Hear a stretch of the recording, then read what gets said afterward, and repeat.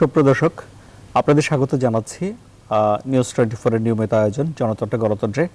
আমি আনোয়ার সাদি আপনাদের সঙ্গে রয়েছি।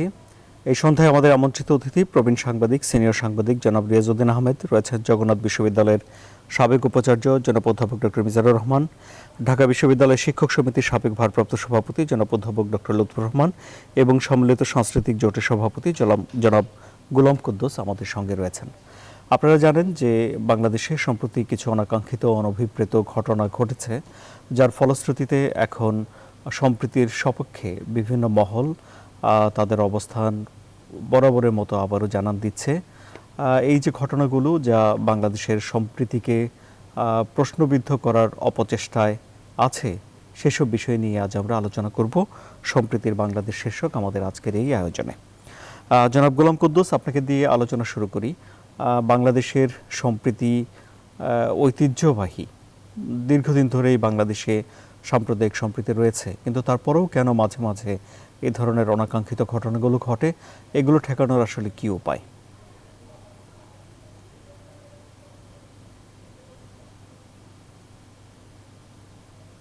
জি, জনাব গোলাম কুদ্দুস, আপনি আমাকে শুনতে পাচ্ছেন আমি আশা করি। তিনি আমাদের সঙ্গে যুক্ত হননি। জনাব অধ্যাপক ডক্টর মিজানুর রহমান, কি উপায় আসলে এই ধরনের অনাকাঙ্ক্ষিত ঘটনাগুলো যেন না ঘটে তা নিশ্চিত করার? না, ধন্যবাদ।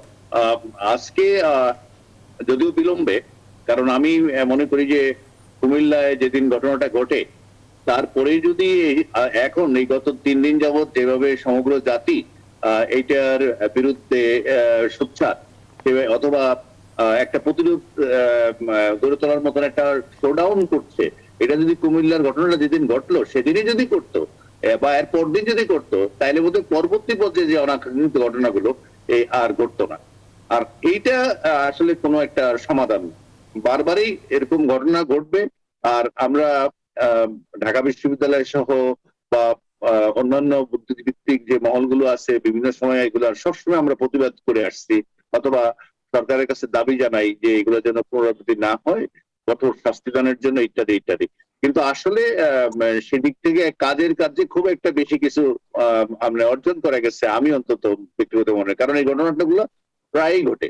একটা তো এবার একটা নতুন আঙ্গিকে চিত্রনাট্য রচনা করা হয়েছে কুমিল্লায়, কেনা বলা হয় হনুমানের মূর্তির কোলে কেনা বলা হয় কোরআন শরীফ রাখা হয়েছে।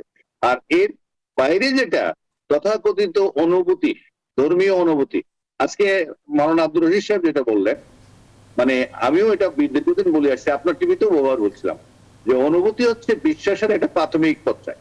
যাদের বিশ্বাস খুব নড়বড়ে তাদের অনুভূতি খুব প্রকট হয়। এই অনুভূতিতে খালি আঘাত লাগে, এটাই শুনে আসছি আমি। এটা রামুর থেকে আরম্ভ করে বহনগড়ের থেকে আরম্ভ করে এবং সর্বশেষ এই অনুভূতিতে আঘাত লাগলো কুড়িগ্রামে। এই যে তথাকথিত অনুভূতি, এইটা হলো মানে অবিশ্বাসীদের একটা মানে অস্ত্র। আরেকটা হচ্ছে এই লোকগুলো যারা এই ধরনের ধর্মীয় উন্মাদনা সৃষ্টি করে, সহিংসতা সৃষ্টি করে, এর মূলে কিন্তু দেখা যায় এখন দেখা যাচ্ছে লুটপাট করা, চুরি করা, মানুষের সম্পত্তি নিয়ে যাওয়া, স্বর্ণালঙ্কার চুরি করা এবং অন্যান্য অপকর্ম করা হচ্ছে। এদের কোনো ধর্মীয় অনুভূতি যেটা, এটা হচ্ছে চর্যভিত্তিক অনুভূতি। আপনি দেখবেন প্রায় যে ঘটনাগুলো ঘটে এর সাথে সাথে লুটপাটের ঘটনা ঘটে। আর আরেকটা হচ্ছে এদেরকে যদি সনাতন ধর্মীদের বাকিদেরকে তাড়িয়ে দেওয়া যায়, কারণ এক সময় 29 ভাগ সনাতন ধর্ম ছিল এই দেশে, এটা কমতে কমতে এখন 7 ভাগ 8 ভাগ বা 9 ভাগ। এরা যত চলে গেছে তাদের জমি জমা গুলো দখল করা গেছে, এটা হলো আরেকটা। আর ক্ষমতাসীন যে যখনই হয়, অর্থাৎ ক্ষমতা মানে একবারে দলীয় ক্ষমতা হইতে হয় না, সামাজিক ভাবে যাদের প্রতিপত্তি ক্ষমতাবান হয় তাদের একটা লক্ষ্যই থাকে তাদের সম্পত্তিগুলি নষ্ট মানে দখলে নেয়া। আর আরেকটা ঘটনা ঘটে গেছে, সেটা হচ্ছে বিভিন্ন ধর্মীয় অপপ্রচার সারাদিন ইউটিউবে মৌলভী সাহেবদের ওয়াজের মধ্য দিয়ে ধার্মিক সৃষ্টি করা যায়নি, কিন্তু ধর্মের একটা সমর্থক গোষ্ঠী তৈরি করা গেছে। সমর্থক গোষ্ঠী এই শব্দটা আমি আজ কদিন যাবত বলছি এই জন্য, দেখেন আবহানী মোহাম্মদের একটা সমর্থক গোষ্ঠী আছে এবং এদের মধ্যে অনেকেই আছে জীবনে একটা ফুটবল ধরেও দেখে নাই, লাথি দিয়ে তো দূরের কথা। ব্রাজিল আর্জেন্টিনাকে যেরকম সমর্থন করে এবং ব্রাজিল আর্জেন্টিনাকে সমর্থন করে আবার মারামারি করে, কিন্তু দুনিয়াতে ব্রাজিল কোন মহাদেশে হয় সেও জানে না, আবার একটা জীবনে একটা ফুটবলে খেলে না, কিন্তু ব্রাজিলের সমর্থক।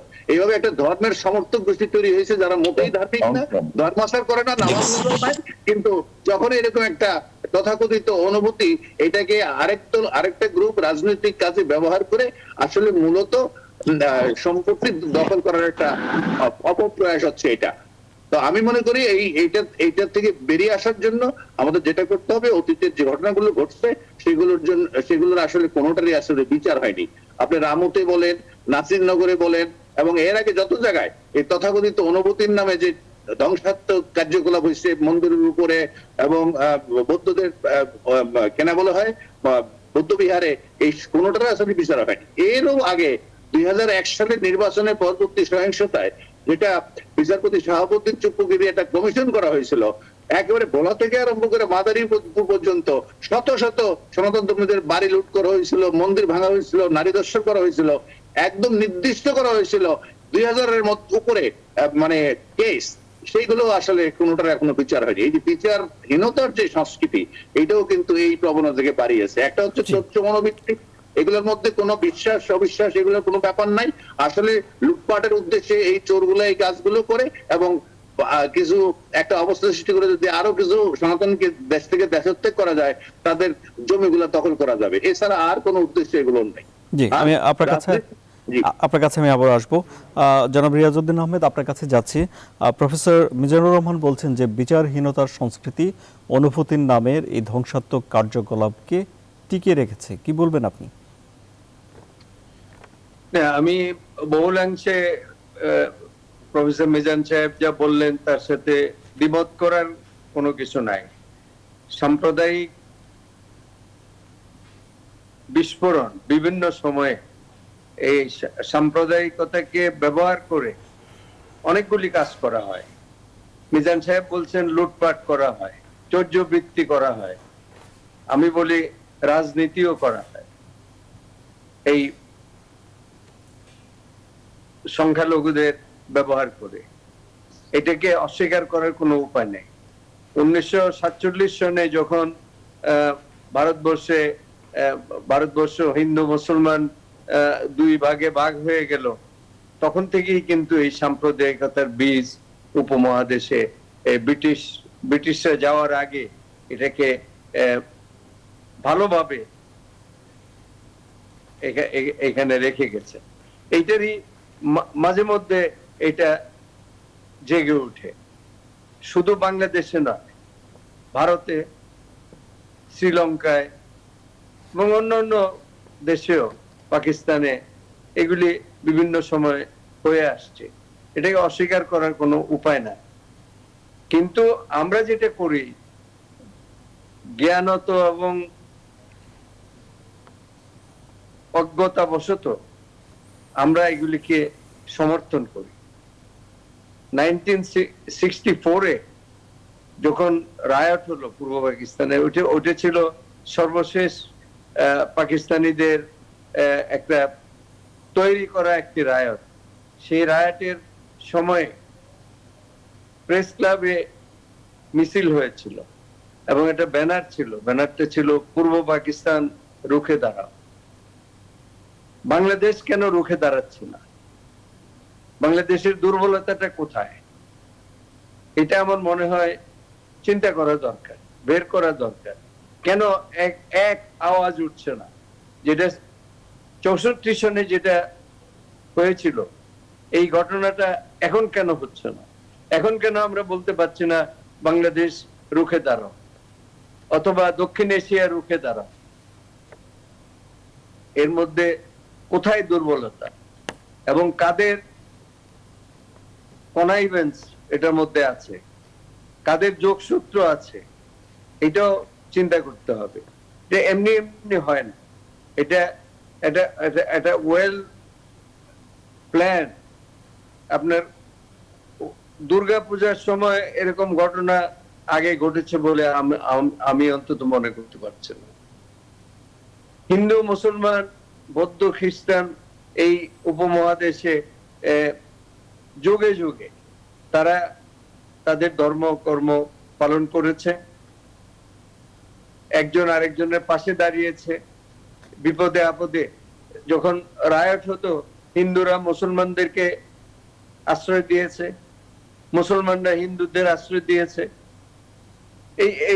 এতে কোনো সন্দেহ নেই। কিন্তু আজকে মনে হয় কোথায় যেন সাম্প্রদায়িকতা সমাজের রন্ধ্রে রন্ধ্রে ঢুকে গেছে কোথায়, যেখানে বড় গলায় আমরা বলতে পারছি না বাংলাদেশ রুখে দাঁড়াও, দক্ষিণ এশিয়া রুখে দাঁড়াও, সাম্প্রদায়িকতার বিষ দাঁত ভেঙে দাও, এই কথাগুলি আমরা বলতে পারছি না। এখানে আমরা দলীয় দৃষ্টিভঙ্গির থেকে সবকিছু করার চেষ্টা করছি, জাতিকে আমরা এক জায়গায় আনার চেষ্টা করছি না। এটা কিন্তু জাতির একটা বড় রকমের দুর্বলতা এবং একটা বড় রকমের একটা কি বলবো, জাতি হিসেবে আমাদের জন্য এটা একটা লজ্জার ব্যাপার। আমরা সবাই মিলে কেন বলতে পারি না যে এই সাম্প্রদায়িকতা বাংলাদেশে হতে দেব না? এখানে দেখা গেছে এই সাম্প্রদায়িকতা নিয়ে, ধর্ম নিয়ে রাজনীতিতে ধর্মের ব্যবহার সব দল, ক্ষমতার বাইরে, ক্ষমতার ভিতরে, ক্ষমতার মধ্যে সবাই কিন্তু ধর্মকে ব্যবহার করার চেষ্টা করছে। সবাইকে এই সাম্প্রদায়িকতা ব্যবহার করে রাজনীতি করার চেষ্টা করেছে, ক্ষমতায় যাওয়ার জন্য, ক্ষমতায় থাকার জন্য এবং ক্ষমতাকে নিরঙ্কুশ করার জন্য। এটা শুধু বাংলাদেশে নয়, ভারতেও হয়েছে। ভারতের মানে ডেভাস্টেটিং রায়ট হয়েছে এই মোদির আমলে। দিল্লিতে লাশ পড়েছিল। বাংলাদেশে তো আল্লাহর রহমত যে প্রাণহানি ঘটে, ধর্ম প্রতিষ্ঠানগুলির, মন্দিরগুলির এইগুলি ধ্বংস হয়েছে, কিন্তু মানুষ ধরে ধরে মেরে ফেলার ওরকম ঘটনা, বিভৎস ঘটনা যেটা দিল্লিতে ঘটেছিল, এরকম ঘটনা। তবে এগুলি নিয়ে যে এখন যে আলোচনা হচ্ছে, এখন যে ব্লেম গেম হচ্ছে, এই ব্লেম গেমে আমি মনে করি সাম্প্রদায়িকতাকে উস্কে দেওয়া হচ্ছে এবং এইটা আমাদের ভবিষ্যতের জন্য খুবই খারাপ। এইটা রাজনৈতিক দলগুলিকে চিন্তা করতে হবে যে তারা এই সাম্প্রদায়িকতাকে যদি পরাস্ত করতে হয় তাহলে সবাই মিলে করতে হবে। একজন আরেকজনকে দোষারোপ করে এটা কোনোদিনও করতে পারবে না, কারণ এই দানব অত্যন্ত শক্তিশালী এবং আজকে নয়, সেই ব্রিটিশ আমল থেকে শুরু করে এখন পর্যন্ত এটাকে অবদমিত করা যায়নি। জি, আমি আপনার কাছে আমি যা ঘটছে নিন্দা করছি এবং সবাইকে ঐক্যবদ্ধভাবে এই সাম্প্রদায়িকতার বিরুদ্ধে দাঁড়ানোর জন্য আহ্বান জানাচ্ছি। অনেক ধন্যবাদ। আপনার কাছে আবার আসবো। জনাব গোলাম কুদ্দুস, তাহলে রাজনীতি এবং রাজনৈতিক বিবেচনা সম্প্রীতির জন্য একটি গুরুত্বপূর্ণ বিষয়, তাই কি? আপনি নিজেকে একটু আনমিউট করেন, বল। ধন্যবাদ আপনাকে। আমি আমাদের অধ্যাপক মিজানুর রহমানের শেষ দিকে কথা শুনছিলাম আর আমাদের বরেণ্য সাংবাদিক রিয়াজুল আহমেদের বক্তব্য শুনছিলাম। এই যে আমাদের রাষ্ট্রটা তো হলো বাংলাদেশ এবং আমরা বলি যে জাতি রাষ্ট্র বাংলাদেশ, এবং এই জাতি রাষ্ট্রের ভিত্তিটা হলো সম্প্রীতি। এবং আমরা তো বাঙালি রাষ্ট্র মানে কি, সকল ধর্ম বর্ণের মিলিত রাষ্ট্র হলো বাংলাদেশ। সেই রাষ্ট্রে আজকে ধর্মের ভিত্তিতে বিভাজন এবং বিভিন্ন ধর্মের মানুষের যে ঐক্য, যে সম্প্রীতি, সেই সম্প্রীতিকে বিনষ্ট করবার একটি প্রবণতা আমরা দীর্ঘদিন যাবৎ লক্ষ্য করে এসেছি। এবং সাম্প্রতিক কালের সনাতন হিন্দু ধর্মাবলম্বীদের সবচেয়ে বড় বাঙালি সনাতন ধর্মীদের তাদের যে দুর্গাপূজাকে কেন্দ্র করে যে অনাকাঙ্ক্ষিত, অনভিপ্রেত দুঃখজনক ঘটনাগুলো ঘটে গেল, এগুলো আমরা কেউই প্রত্যাশা করিনি। এই আলোচনার মধ্যে দিয়ে আমি তার নিন্দা করি এবং প্রকৃত অপরাধীদের দৃষ্টান্তমূলক শাস্তি দাবি করছি। আমাদের শ্রদ্ধেয় রিয়াজউদ্দিন ভাই কিছু পুরনো ইতিহাস তুলে ধরেছেন। তিনি বলেছেন যে 1964 সালে যখন তৎকালীন পাকিস্তানি শাসক গোষ্ঠীর প্ররোচনায় যে সাম্প্রদায়িক দাঙ্গা সংঘটিত হলো খুলনা, নারায়ণগঞ্জ, ঢাকা এবং অন্যান্য জায়গায়, তখন বঙ্গবন্ধু সর্বদলীয় বিরোধী দলের দাঙ্গা প্রতিরোধ কমিটির আহ্বায়ক হিসেবে তিনি দায়িত্ব নিয়েছিলেন এবং সে অভিন্ন সম্পাদকীয় সমস্ত পত্রিকা পূর্ব বাংলা, রুখিয়া, দাঁড়াও, যে কথা তিনি বললেন যে প্রেস ক্লাবের সঙ্গে, এটি একটি সব ইতিহাসের অংশ। এবং সেই সময় বঙ্গবন্ধু এই দাঙ্গা প্রতিরোধ করতে গিয়ে ট্রাকে করে যখন শোভাযাত্রা নিয়ে বেরিয়েছিলেন, তখন হাটখোলা রোডে তিনি আক্রান্ত হয়েছিলেন। কিন্তু আজকে আমরা সমস্ত বিরোধী দল, যতগুলো বিরোধী দল, এখন তো আর বিরোধী দল বলতে বাঙালিদের দল, আমরা যারা এই দেশে বসবাস করছি, সকল ধর্ম বর্ণের মানুষ, সকল রাজনৈতিক দল কি আমরা এক কাতারে আসতে পারছি যে আমরা সাম্প্রদায়িকতাকে প্রতিরোধ করতে চাই? আমরা সাম্প্রদায়িকতা চাই না। যে কথাটি রিয়াজউদ্দিন ভাই বললেন যে ধর্ম নিয়ে রাজনীতি শুরু করা হলো, এই ধর্ম নিয়ে রাজনীতি শুরু করা হলো কবে থেকে? 1971 সালে যখন ধর্ম নিয়ে পাকিস্তানকে রক্ষা করার চেষ্টা করা হয়েছিল, ধর্মের নামে গণহত্যা, নারী নির্যাতন করা হয়েছিল, সেই অভিজ্ঞতাকে ধারণ করেই আমাদের স্বাধীন বাংলাদেশের ধর্মভিত্তিক রাজনীতি নিষিদ্ধ করা হয়েছিল। এবং তৎকালীন মুসলিম লীগ, জামাতে ইসলাম, নেজামে ইসলাম, পিডিপি, এই সমস্ত রাজনৈতিক দল নিষিদ্ধ ছিল। কারণ রাজনীতির নামে কিভাবে ধর্মের অপব্যবহার করা হয় সেটি আমরা তো প্রত্যক্ষ করেছি পাকিস্তানি 23 বছর এবং 1971 সালে। কিন্তু আবার সেই ধর্মভিত্তিক রাজনীতি কবে থেকে চালু হলো? সেটা 1975 সালের 15ই আগস্ট বঙ্গবন্ধুকে হত্যা করবার পর এই বাংলাদেশে আবার সেই ধর্মভিত্তিক রাজনীতি শুরু হলো। সুতরাং আজকে যে আমরা ঐক্যবদ্ধ ভাবে একে প্রতিরোধ করার যে আকাঙ্ক্ষা আমাদের আছে, সেই আকাঙ্ক্ষাকে বাস্তবায়ন করতে হলে সমস্ত রাজনৈতিক দলগুলোকে মুক্তিযুদ্ধের চেতনা, একটি অসাম্প্রদায়িক সমাজ ব্যবস্থা বিশ্বাস করতে হবে। আপনি যদি এই আদর্শে বিশ্বাস না করেন, তাহলে আপনি কখনো ঐক্যবদ্ধ ভাবে একে প্রতিরোধ করতে পারবেন না। কিন্তু তাই বলে কি আমরা প্রতিরোধ করব না? নিশ্চয়ই প্রতিরোধ করব।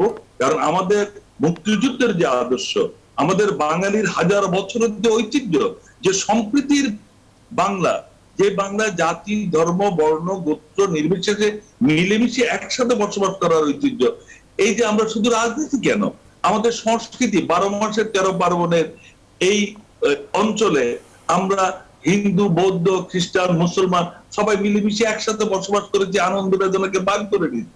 আজকে কারা আমাদের মধ্যে সেই বিভেদটা তৈরি করছে?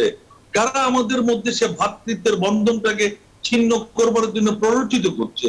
কোন সে শক্তি? তার পিছনে কি রাজনীতি আছে না অজ্ঞতা? অজ্ঞতা থাকলে সে অজ্ঞতাকে দূর করা সম্ভব।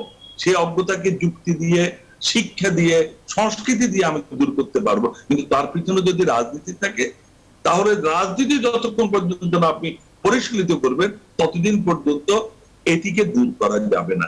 সুতরাং সবার আগে রাজনীতিকে সংস্কার, রাজনীতিকে অসাম্প্রদায়িক করতে হবে। রাজনীতিতে যদি আপনি সাম্প্রদায়িকতা থাকে, তাহলে আপনি সমাজে এই অস্থিরতা দূর করতে পারবেন না।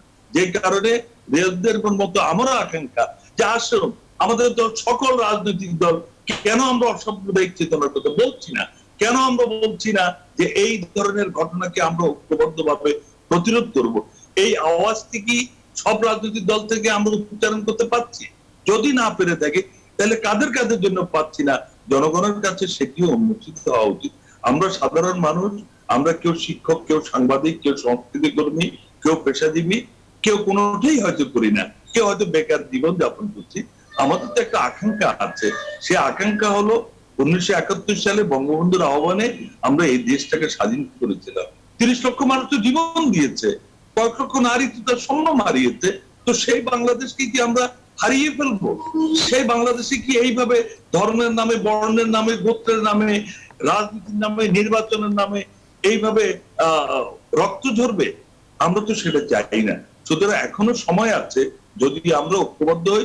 সর্বপ্রথম রাষ্ট্র পরিচালনা করবে রাজনীতিবিদরা, রাজনীতিবিদদেরকে এক জায়গায় আসতে হবে। তারপরে আমরা সামাজিক শক্তি যারা আছে, আমরা সবাই মিলে ঐক্যবদ্ধ ভাবে সে রাজনৈতিক শক্তিকে আরো শক্তিশালী করব, তাদের পাশে থেকে জনগণকে ঐক্যবদ্ধ করব। তাহলেই এই সংকট আমরা কাটাতে পারবো। এটা যদি আমরা করতে ব্যর্থ হই, তাহলে একজন আরেকজনের বিরুদ্ধে অভিযোগ উত্থাপন করব, কিন্তু প্রকৃত অবস্থান থেকে আমরা মুক্ত হব না। আর শেষ কথাটা কি বলি এই প্রসঙ্গে, যে যে কথাটি আমাদের প্রফেসর মিজান ভাই বলেছেন যে এই ঘটনাগুলো যারা অতীতে বারবার ঘটিয়েছে, আমরা সবসময় বলি অপরাধীদেরকে দৃষ্টান্তমূলক শাস্তি দেওয়া হবে, কিন্তু কখনোই শাস্তি দৃশ্যমান হয়নি। রামুর ঘটনাগুলো ঘটে গেল, নাসিরনগরের ঘটনা ঘটলো, 2001-এর পরে ঘটলো, বাংলাদেশে বহু ঘটনা ঘটেছে, কিন্তু মানুষের সামনে কি যে অপরাধীদের শাস্তি বিধানের কোন দৃষ্টান্ত আছে? সুতরাং আমি মনে করি যে বিশেষ ট্রাইব্যুনাল গঠন করে নিরপেক্ষ তদন্তের মধ্যে প্রকৃত জনাব গোলাম কুদ্দুস, আমি আপনার কাছে আসবো। আপনাকে অনেক ধন্যবাদ অধ্যাপক ডক্টর লুৎফর রহমান। জনাব গোলাম কুদ্দুস বলছেন যে রাজনীতিকে অসাম্প্রদায়িক হতে হবে, কি বলবেন আপনি?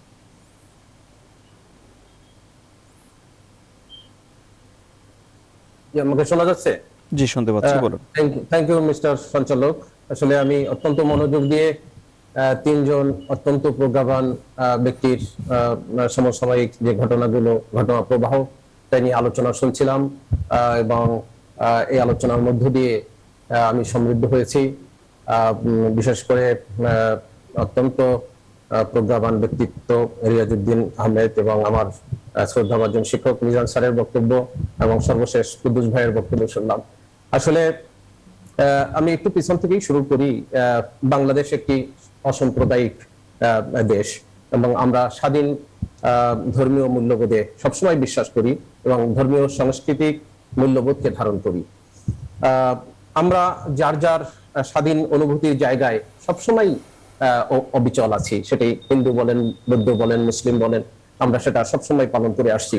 এবং আমি একজন মুসলমান হিসাবে যেটা বিশ্বাসও করি যে অন্যের ধর্মকে সম্মান দেখিয়েই নিজের ধর্মকে সম্মানিত করতে হয়, এটি আমাদের সবসময় আমরা করে থাকি। আসলে আমরা 1971 সালে বাংলাদেশকে স্বাধীন করেছি, যেটি কুদ্দুস ভাইও উল্লেখ করেছেন একটু, যে সেই স্বাধীনতা যুদ্ধে আমরা যে স্বাধীনতা সংগ্রাম করলাম, মুক্তিযুদ্ধ করলাম, তার চেতনায় কতগুলো মৌলিক বিষয় ছিল। তার একটি ছিল অসাম্প্রদায়িক বাংলাদেশ তৈরি করা এবং একটি গণতান্ত্রিক বাংলাদেশ এদেশের অবহেলিত মানুষকে উপহার দেওয়া। স্বাধীনতার 50 বছর পেরিয়ে গেল এবং আজকের এসেও আমরা দেখছি যে আমরা কিন্তু সেই অসাম্প্রদায়িক বাংলাদেশ তৈরি করতে পারি নাই। গণতান্ত্রিক বাংলাদেশ যে জায়গায় থাকার কথা আমরা সেই জায়গায় দাঁড়াতে পারি নাই। আজকের আমাদের ধর্মীয় অনুভূতিতে আঘাত দেওয়া হচ্ছে, ধর্মীয় অনুভূতি নিয়ে আমাদের মধ্যে বিভেদ হচ্ছে এবং সেই প্রসঙ্গ ধরেই কুমিল্লার যে ঘটনা এবং তার পরবর্তীতে নোয়াখালী এবং বাংলাদেশের বিভিন্ন অঞ্চলে যে সাম্প্রদায়িক দাঙ্গা হয়েছে, আমি সর্বপ্রথমেই সেই দাঙ্গার নিন্দা জানাই এবং সুষ্ঠু বিচার দাবি করছি।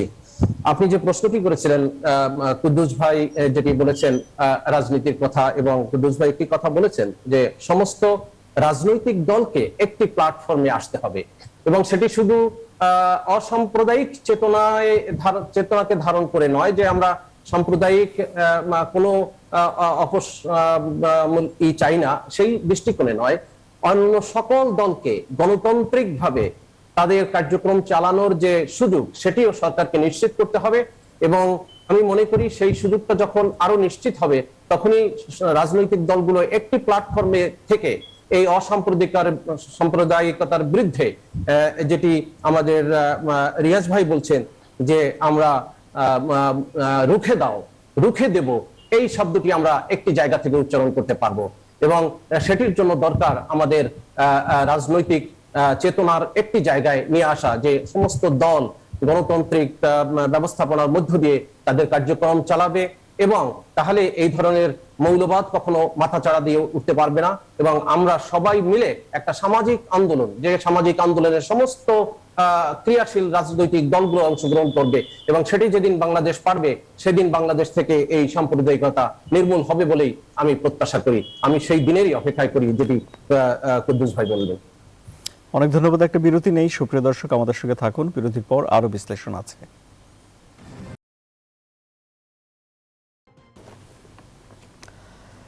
আবারও স্বাগত, আপনারা দেখছেন জনতন্ত্র গণতন্ত্র। জনাব গোলাম কুদ্দুস, আপনাকে দিয়ে এই পর্বের আলোচনা শুরু করি।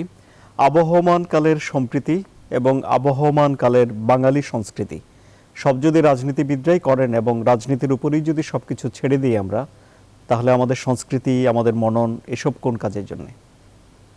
হ্যালো, জনাব গোলাম কুদ্দুস। হ্যাঁ, কুদ্দুস ভাই শোনা যাচ্ছে। হ্যালো, আমি তো শুনতে পাচ্ছি না। অ্যাঙ্করের প্রথম একটু আমি কি বলতে বলেছে? যে আপনাকে হ্যাঁ, আপনাকে আচ্ছা আচ্ছা আচ্ছা আচ্ছা আচ্ছা। মানে আর সেটা বলতে হলো প্রশ্ন হচ্ছে এটা শুরু হয় কোথায়, এটা বলেন। কি সাম্প্রদায়িকতা? সাম্প্রদায়িকতা শুরু হয় মানুষের মগজে, মগজ থেকে শুরু হয়। কিভাবে হবে এটা বলতে জিজ্ঞেস করছি। শেষ হবার জন্য দরকার প্রথমত হলো যে মানুষের নৈতিক এবং অনৈতিক অবক্ষয়, মূল্যবোধের অবক্ষয়, এটিকে আপনাকে রোধ করতে হবে। প্রথমত আমাদের শিক্ষা ব্যবস্থার আমল পরিবর্তন করতে হবে। এই ত্রিমুখী শিক্ষা ব্যবস্থা দিয়ে কখনো আপনি অসাম্প্রদায়িক এবং সম্প্রীতির সমাজ গড়ে তুলতে পারবেন না। এক পরিবারে যদি 3টা সন্তান থাকে, একজন ন্যাশনাল কারিকুলামে পড়লো, একজন ইংলিশ মিডিয়ামে পড়লো, একজন মাদ্রাসা পড়লো, 3 মানসিকতা নিয়ে, 3 আদর্শ নিয়ে সমাজে বেড়ে উঠবে, পরিবারেই তো গন্ডগোল বেঁধে যাবে। সুতরাং আপনি সবার আগে শিক্ষাকে একমুখী শিক্ষা ব্যবস্থা করতে হবে, শিক্ষা ক্ষেত্রে নৈতিকতাকে প্রাধান্য দিতে হবে, শিক্ষা ক্ষেত্রে অসাম্প্রদায়িক চেতনাকে এবং যুক্তিকে প্রাধান্য দিতে হবে। এগুলো একটা দিক আছে। রাজনীতিকে অসাম্প্রদায়িক করতে হবে এবং আমরা যারা সংস্কৃতি চর্চার সাথে যুক্ত আছি আমাদেরকে সেইভাবে পরিপূরক হাজার বছরের ঐতিহ্যপূর্ণ যে বাঙালি সংস্কৃতি, যে সংস্কৃতি মানুষের ঐক্যের কথা বলে, মৈত্রীর কথা বলে এবং সম্প্রীতির কথা বলে, সেই সংস্কৃতির চর্চাকে গ্রাম থেকে রাজধানী পর্যন্ত বিস্তৃত করতে হবে। এখন প্রশ্ন হলো যে আমি একজন সংস্কৃতি কর্মী, আমি চাইলেই কি সেটা বিস্তৃত করতে পারি? আমার কি সে ক্ষমতা আছে? বা একটা গানের দল, নাটকের দল, সঙ্গীত বা আবৃত্তির দল 20 জন 25 জন নিয়ে কি সেটি করতে পারে? তার জন্য রাষ্ট্রেরও পৃষ্ঠপোষকতা দরকার। এখন শুধু রাষ্ট্র তো সংস্কৃতি ক্ষেত্রে আছে অনুদানের উপর নির্ভর করে, কিন্তু এক্ষেত্রে যে বিনিয়োগ করা দরকার, বিনিয়োগের মধ্যে দিয়ে যে সংস্কৃতিকে বিকশিত করতে হবে, তৃণমূল পর্যায় থেকে রাজধানী পর্যন্ত একটি সংস্কৃতির জাগরণ গড়ে তুলতে হবে, যে জাগরণের মধ্যে দিয়ে আমি আমাদের মননের যে সমৃদ্ধি, মননের যে ঐক্য, মননের যে স্বাধীনতা এবং অসাম্প্রদায়িক চেতনা, মূল্যবোধ এবং নীতি নৈতিকতার শিক্ষা, মানবিক বোধ, প্রগতির ধারণা, এগুলা যে আমি গড়ে তুলবো, সেই কাজটুকু তো আমাকে করতে হবে সংস্কৃতি চর্চার মধ্য দিয়ে। সেটি যদি আমি করতে না পারি, অর্থনৈতিক ভাবে যতই সমৃদ্ধশালী হই না কেন, চিন্তা চেতনায় আমরা সেই গরিবই থেকে যাব। এবং চিন্তা চেতনা, জনাব গোলাম কুদ্দুস, তাহলে আপনি বলছেন যে দেশে সাংস্কৃতিক জাগরণের জন্য বিনিয়োগ দরকার হবে, বিজনেসের মতো।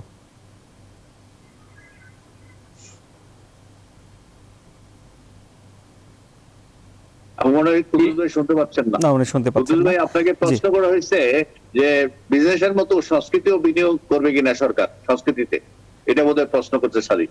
জি না, কুদ্দুস ভাই না, আমি আবার ফিরে এসেছি। আচ্ছা, আপনার বাণিজ্যের মতো শিল্পের মতো বিনিয়োগ, সেখানে বিনিয়োগটা হয় লাভের জন্য, এখানে লাভের জন্য বিনিয়োগ নয়, এখানে হলো শিল্প সংস্কৃতি চর্চাকে অক্ষুণ্ণ রাখার জন্য। যেমন ধরেন বিনিয়োগ বলছি এই কারণে, আপনি উপজেলা পর্যায়ে আপনাকে অডিটোরিয়াম নির্মাণ করতে হবে, মুক্ত মঞ্চ নির্মাণ করতে হবে এবং সংস্কৃতি কর্মীদেরকে বিভিন্ন জায়গায় প্রশিক্ষণ দিতে হবে, স্থায়ী প্রশিক্ষক নিয়োগ করতে হবে যারা সংস্কৃতি চর্চার সাথে নিয়োজিত। আপনি কোনো মিলনায়তন দিবেন না, কোনো মুক্ত মঞ্চ দিবেন না, কোনো প্রশিক্ষণ দিবেন না, তাহলে কি সংস্কৃতি জাগরণ এমনি এমনি হয়ে যাবে? কিন্তু জেলায় তো আচ্ছা, যাই হোক, আপনি শুনতে পাচ্ছেন না। না, জেলা না, আপনি বলছেন জেলায় শিল্পকলা একাডেমি আছে, জেলায় অডিটোরিয়াম আছে। না, আপনাদের কতগুলো ভুল তথ্য আছে। জেলায় শিল্পকলা একাডেমি আছে, কিন্তু স্থায়ী কোনো প্রশিক্ষক নেই। কোন প্রশিক্ষক যদি না থাকে, আপনি প্রশিক্ষিত করবে কে? উপজেলা পর্যায়ে 4-5 লক্ষ লোক বসবাস করে, সেখানে 27 জন বিভিন্ন ডিপার্টমেন্টের অফিসার আছে, কিন্তু সেই এলাকার মানুষের সংস্কৃতি চর্চার জন্য একজন পিয়ন দারোয়ান পর্যন্ত নেই। সেখানে কোনো আধুনিক মিলনায়তন নেই, কোনো মুক্ত মঞ্চ নেই, শিল্পীদেরকে প্রশিক্ষণ দেওয়ার একটা লোক নেই। তাহলে শিল্প বিকশিত হবে কিভাবে? কিভাবে আপনি সাংস্কৃতিক জাগরণ গড়ে তুলবেন? আপনি খোদ ঢাকা শহরে যদি ধরেন, আপনি এই যে মিরপুর 60 লক্ষ লোক বসবাস করে, একটি মিলনায়তন আছে কোথাও? আপনি একটি অনুষ্ঠান করবেন, একটি নাটক করবেন, নেই। তাহলে সংস্কৃতির জাগরণ কি এমনিতে হয়ে যাবে?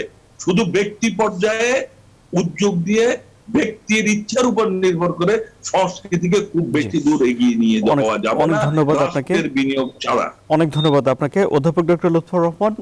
সম্প্রীতির বাংলাদেশের পক্ষে আপনিও বলছেন যেসব ঘটনা ঘটে গেছে তার তীব্র নিন্দা জানিয়েছেন। জনাব গোলাম কুদ্দুস বলছেন যে এই শিক্ষা ব্যবস্থা বদলাতে হবে। আপনারা কি সে দাবি কখনো তুলেছেন?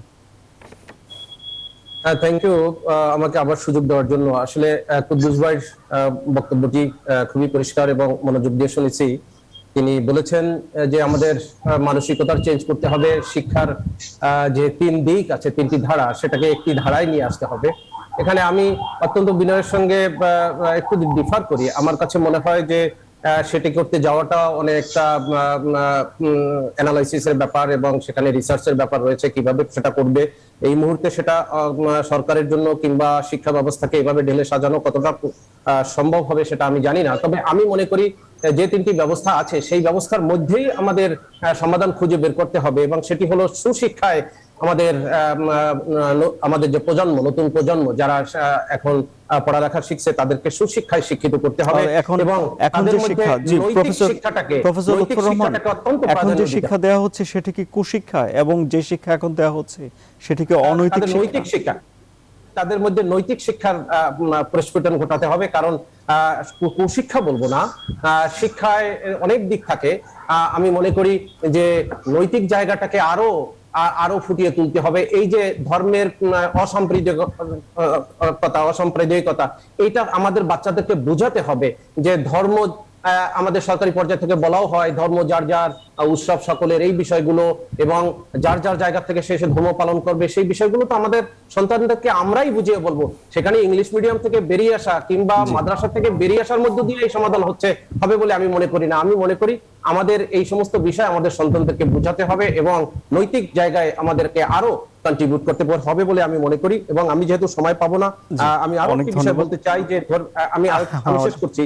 ধর্মীয় সম্প্রীতি বিনষ্ট করে এ ধরনের ঘটনা তো আজকের প্রথম নয়, সবসময় এই ধরনের ঘটনা ঘটে আসছে এবং আমরা সবসময় উদ্বিগ্ন হই। অনেক ধন্যবাদ আপনাকে। জি জনাব রিয়াজউদ্দিন আহমেদ, আপনি বলছেন যে এ দানব অনেক বড়, তাহলে একে ঠেকানোর উপায় কি?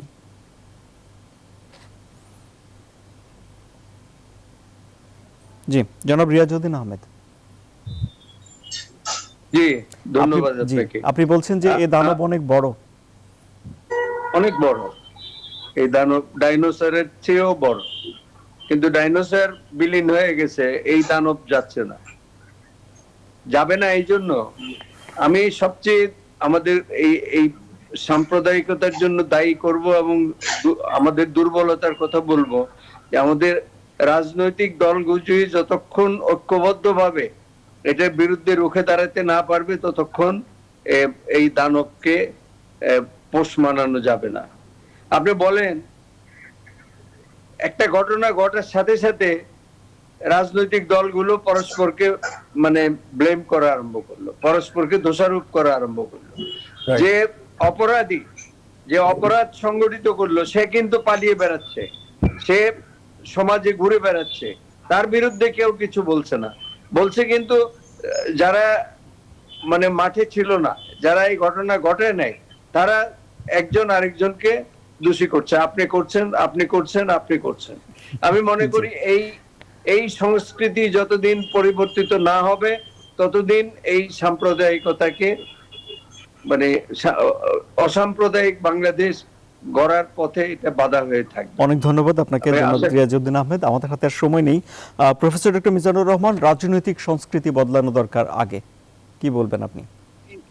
আমি জানি না কুদ্দুস ভাই মাত্র 3 প্রকার শিক্ষা ব্যবস্থা কোথায় দেখলেন? শুধু মাদ্রাসা শিক্ষাই তো আছে 8-10 প্রকার।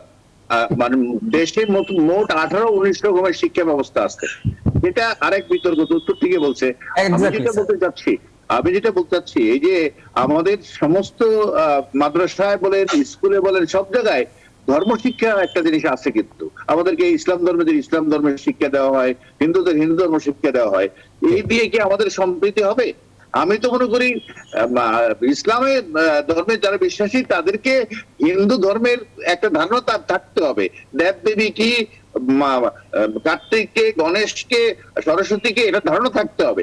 আবার কেনা বলা হয় হিন্দু ধর্ম যারা পড়বে তাদেরও ইসলামের যে বিভিন্ন বিধিবিধান গুলো আছে, নামাজ, রোজা, আনুষ্ঠানিকতা, এগুলো সব ধারণা থাকতে হবে। তাইলে আপনার একটা কসমোপলিটন সোসাইটি তৈরি হবে।